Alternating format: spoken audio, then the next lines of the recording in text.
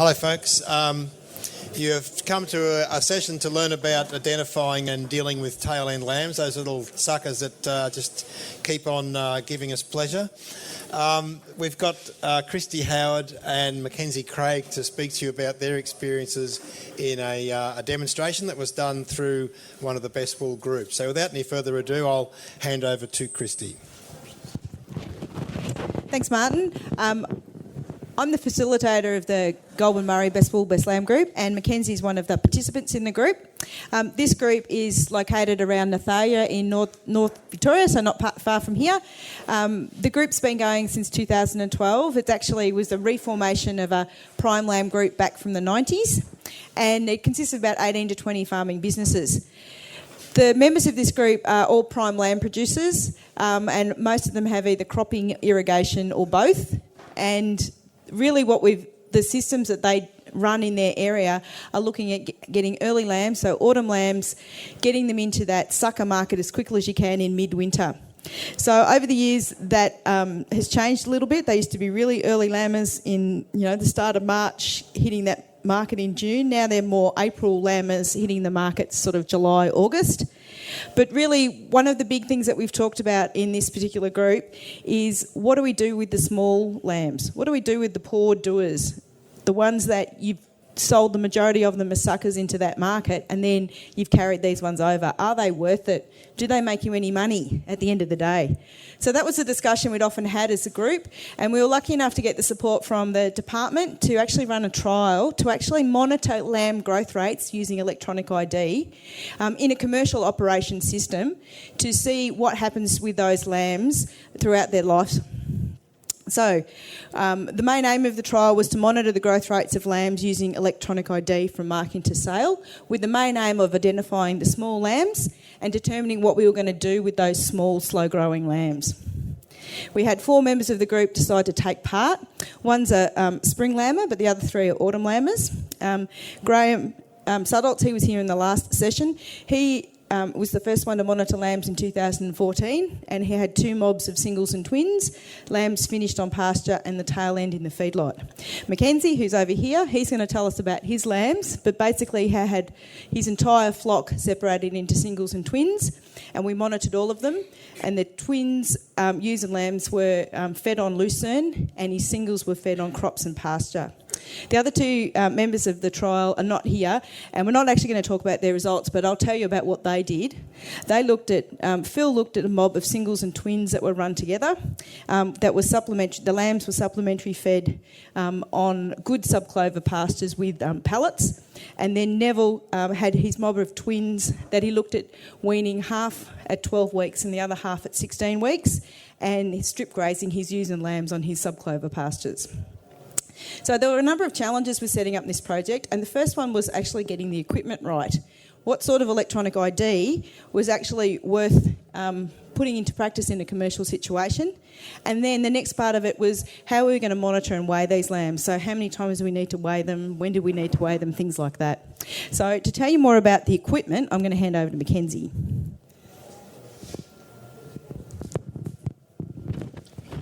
Thank you. The first challenge was that we had to determine what the overall capacity was within our group, and I suppose it's fair to say that it was a good representation of what's out there, and that was a poor to moderate computer and spreadsheet skills in our entire group, let alone not just the 4 participants.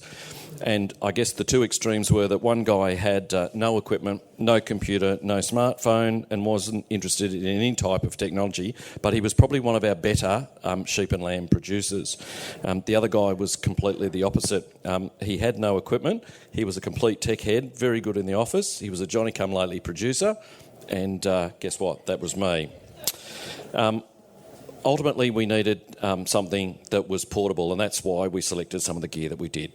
And one of the things that we wanted to do was to test the use of wands compared to panel readers, because we wanted to see whether, if EID compliance came in as compulsory, whether a simple wand reader would enable us to do both data analysis as well as to be completely EID compliant in terms of traceability.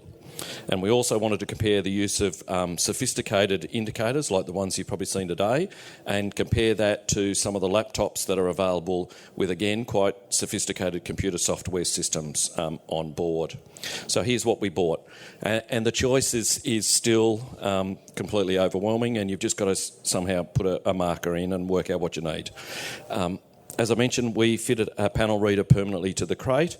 And as I said, we also chose a portable wand. And the one that we picked has a numerical keypad as well as a data screen entry on it.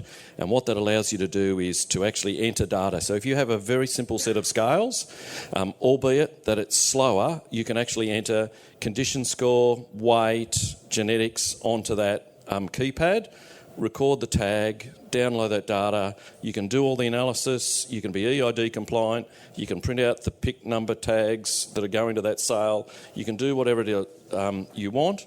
But what we found is that using the wand compared to just simply running the animals through the crate was considerably slower. The cost, of course, is the difference. So a waterproof and shockproof portable laptop that runs, as I said, very complex software, and again does all the full-time data and graphing and drafting.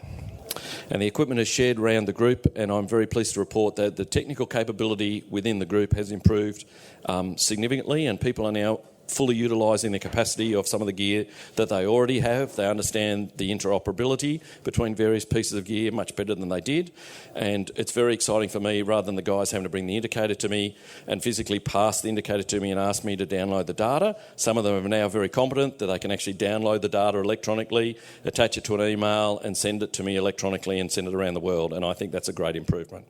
I still do all the basic data analysis, and then I pass that data on further up the chain for some more complex analysis. And I guess what's good about the capacity within our group is that some are better producers and aren't very good technically. I'm not very good as a producer, but very good technically. So I'm quite happy to sit in the office and produce some graphs and charts and do a whole lot of analysis for them. They're happy to come and stand in the yards day after day and mark my lambs. I think that's sweet.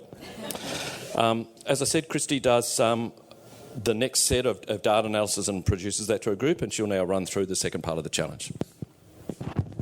So once we had all the equipment, then we had to actually start monitoring the lambs. And what I'm going to talk about is Graham's lamb. So he's the spring lammer. So he was the first bunny or cab off the rank to actually do this monitoring.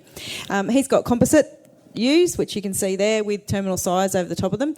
They grow like stink. So it was really good to start off with his as our bit of a baseline.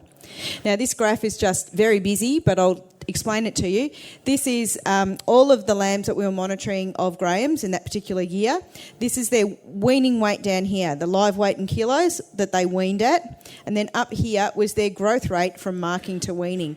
And I just want to point it out, to do this monitoring, you have to weigh lambs at marking. It's a pain because they're little, and you've got to put them in the crate, but it's really important to get that benchmark. So what this shows here is that these are red are the twins and blues are the singles, is that, as not surprising, we've got a whole lot of small lambs down here that are growing quite slowly, and we've got a whole lot of big lambs up here that are growing quite fast, and we've got everything in the middle, and there's that really strong relationship. The question that we had in the group was, well, what are we going to do with these little lambs down here? This is obviously the tail end of this particular mob, and it's mostly twins in this case. What are we going to do with those? So Graham decided that we would monitor them until they were all sold.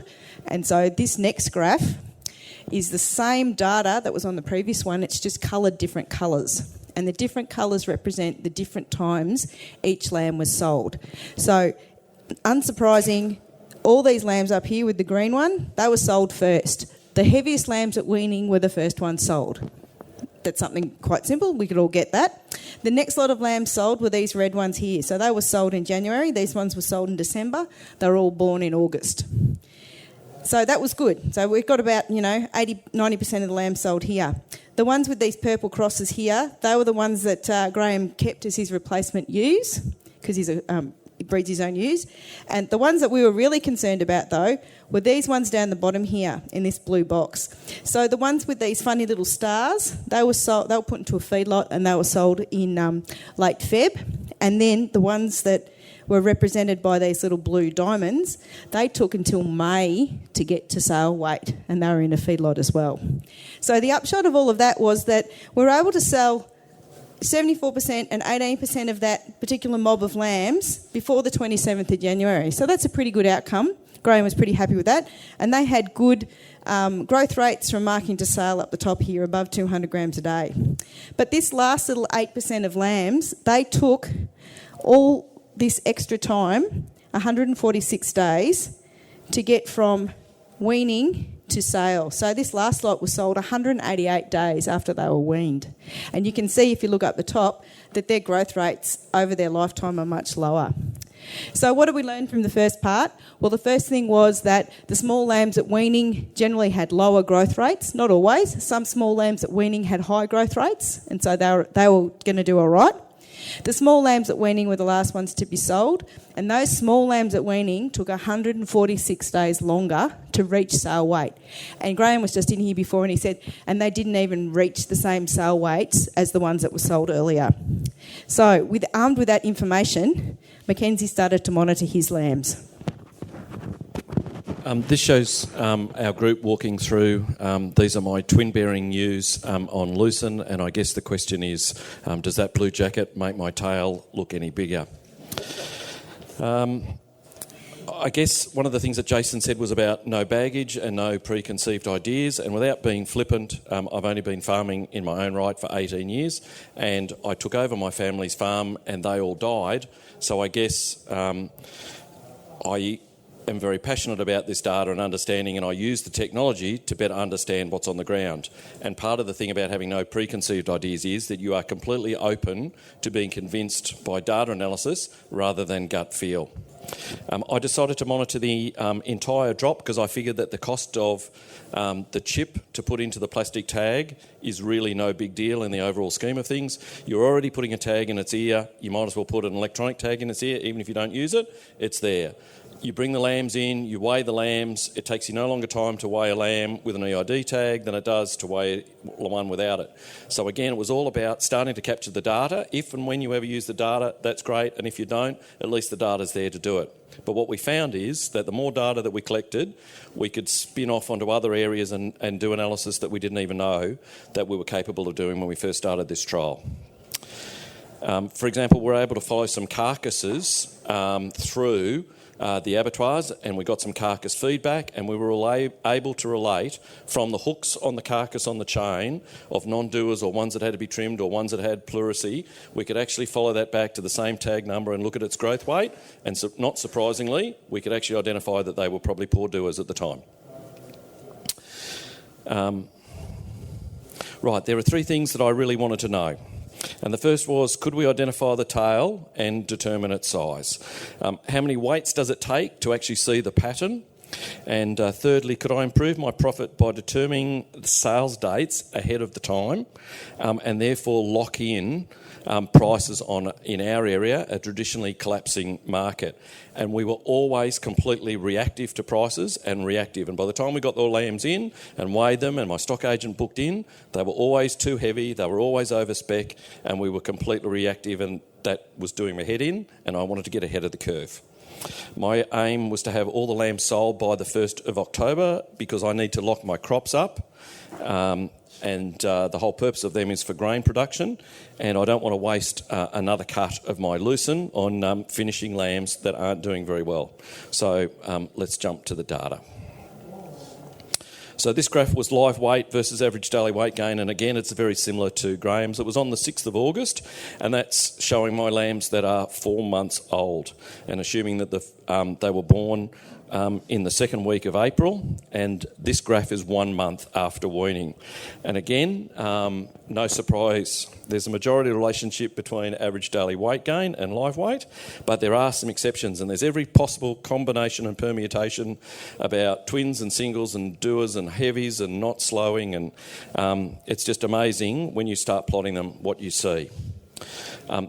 The graph after weaning, which is this one here, actually shows that on average the lambs dropped about 50 grams per day.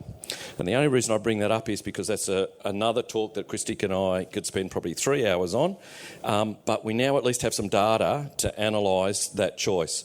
And again, we can put some numbers towards saying when's the best time to wean, what time are they going to drop, and you can do some analysis based upon feed availability. And again, it just gives you tremendous capability to do some analysis rather than just some gut feel. So what? So as you can see, there was a very small tail of very slow doers. Who knows why? And really, can I just put my hand on my heart and say, who cares? It just is what it is, and you can make up all the excuses in the world, but that's the reality on the ground.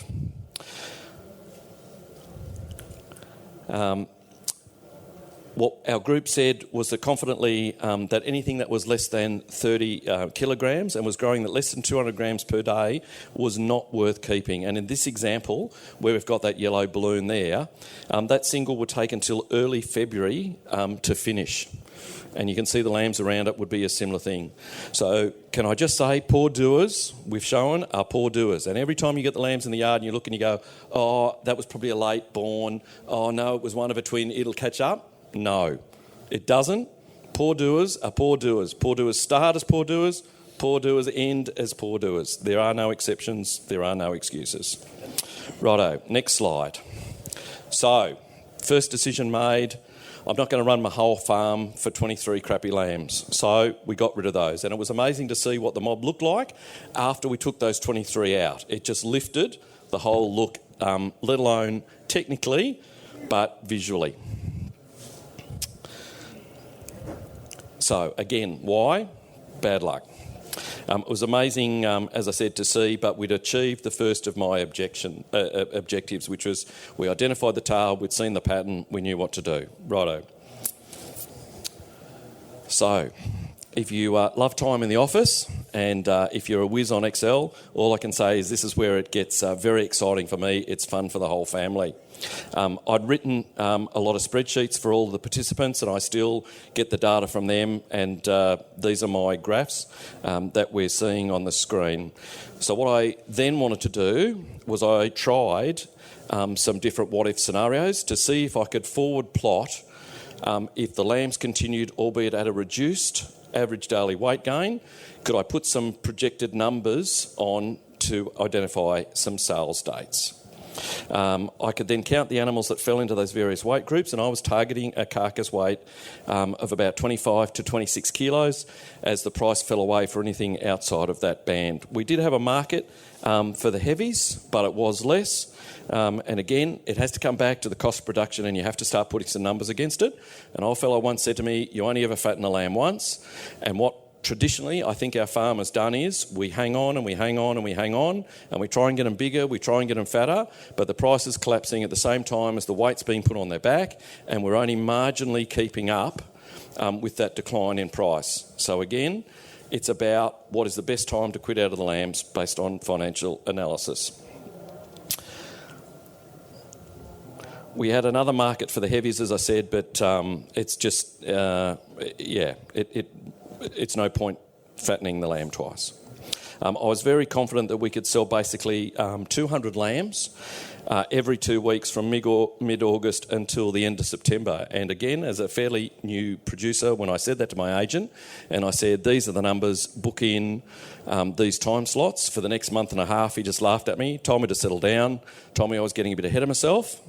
We had a bit of a bun fight about it, and I told him, basically, lock it in, Eddie, and if there's any problem, I'll take responsibility for it. And I'm pleased that when we show you the next slide, surprisingly, it all worked according to plan. And the only reason why the 25th of August, which was a little late and was so big, was that I don't think he was convinced I was going to have the lambs ready in time. And so the first sale slipped a week. And by the time that was in, we actually had more lambs that were in the specification to go.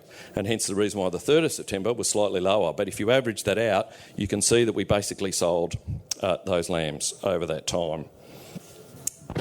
So one of the things that we learnt from this trial, well, we learnt quite a few things from this trial, but the biggest one was that McKenzie was able to forward plan his sale lots of lambs and achieve his goal of the 1st of October, selling all his lambs. You'd never done that before, had you, McKenzie? So for the first time ever, he'd got rid of all of his lambs, and it gave him more options of what he could do if he had extra grass after that. So the lessons that we took from the trial to this point was that we needed to work out what to monitor and look for equipment that could do the job, and to keep it really simple and commercially relevant to the producers that we're working with. We needed to make a plan for weighing and stick to it. And as I said before, it's essential to start weighing lambs at marking, because you really need that baseline to start from, even though it's a pain to do them when they're really little. We needed to be consistent with the weighing, same time off feed, same equipment, etc. Otherwise you've got some funny growth rate anomalies happening. And we needed to look at not only the growth rates from marking until the current weight, but also in between weighing, so that you can see, oh, we've weaned them and they've dropped off, or we've put them onto a new pasture and their growth rates have increased. At weaning, the biggest thing we learnt was we were able to make sale decisions at weaning about what to do with the small lambs as well as the big ones. And the biggest one, which we keep harping on about, is identify the poor doers to quit early. Poor doers are poor doers regardless of the reason. And really it doesn't matter why they're poor doers. The whole thing that we learnt was we just needed to identify them and get them out of the system. So what are we going to do next? So the support we've got from the department ends on the 30th of June, but I'm really happy to say that all the 4 farmers that are involved in this trial, because of the way we've set it up, are going to continue to monitor their lambs. And actually 3 out of the 4 of them are now going to monitor their whole drop, not just a subset. One of the things that we're going to try and do this year is calculate a cost of production for each system and producer and answer that question. Finally, I think, is shearing lambs and carrying poor doers beyond February profitable, or are you better off to buy spring lambs to finish? And one of the other questions we keep asking is why they're poor doers. Can we actually avoid having poor doers? And we don't know, but it's a question that we can look at in the future. So I just want to thank Gervais Gaunt and Ian Gamble from the department for actually... Ian actually came out and helped with the weighing, and Gervais with the data analysis. Their support's been really great, but also the 4 producers in the group for actually going that extra mile and doing the trial.